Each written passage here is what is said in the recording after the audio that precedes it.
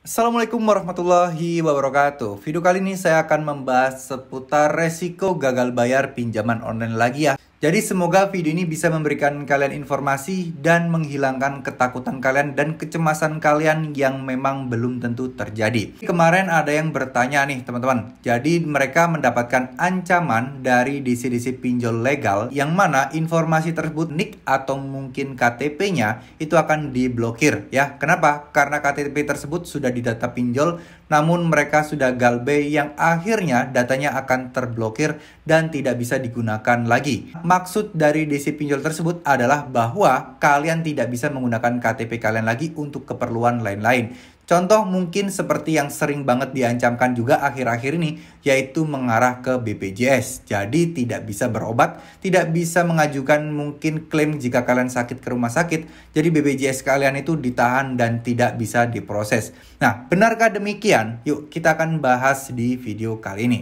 Oke, pertama-tama yang namanya BPJS itu kan mungkin badan pemerintahan ya teman-teman, fasilitas kesehatan yang diberikan pemerintah dalam bentuk asuransi yang harus kita bayarkan iurannya setiap bulannya.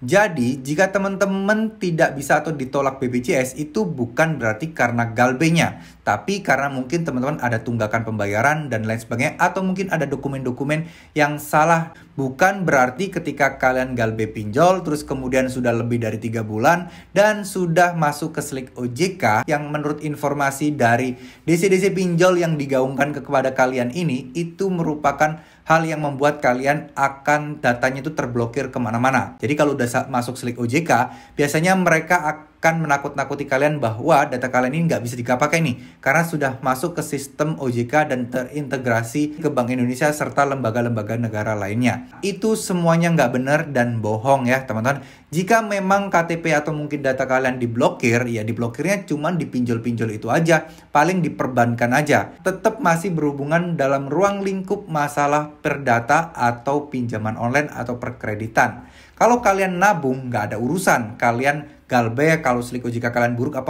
nggak ada urusan. Kecuali kalian memang mungkin mau nyicil mobil, nyicil rumah, terus kemudian nyicil motor. Nah, bisa jadi ini akan bermasalah karena akan dicek slik OJK kalian.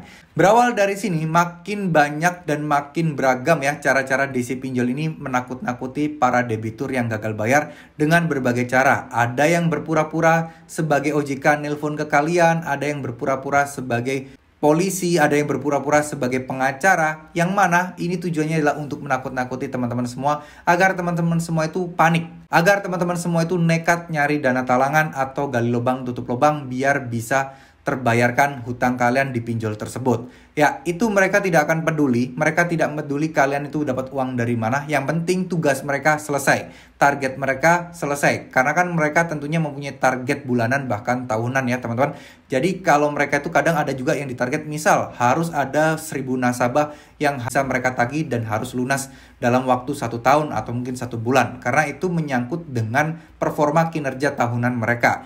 Jadi kita maklumin aja ya, mungkin kita harus memperluas wawasan kita, memperluas tentang aturan-aturan OJK, di mana kita tidak akan mudah dipengaruhi dan ditipu lagi oleh oknum-oknum DC pinjol seperti ini teman-teman. So, buat teman-teman yang mendapatkan ancaman bahwa teman-teman BPJS-nya nggak bisa digunakan, terus kemudian SIM-nya nggak bisa dipakai, atau hal-hal lain yang mungkin berhubungan dengan tabungan, nah jangan percaya karena itu semuanya hoax teman-teman. Nggak perlu takut, nggak perlu pusing. Kalau kalian nggak percaya, kalian bisa googling aja deh. Apakah bisa slik OJK ini mempengaruhi BPJS dan lain sebagainya? Jawabannya pasti nggak akan bisa karena mereka memang sistem terpisah dan tidak saling terhubung. Terima kasih. Semoga video ini bisa bermanfaat dan memberikan informasi kepada kalian. Wassalamualaikum warahmatullahi wabarakatuh.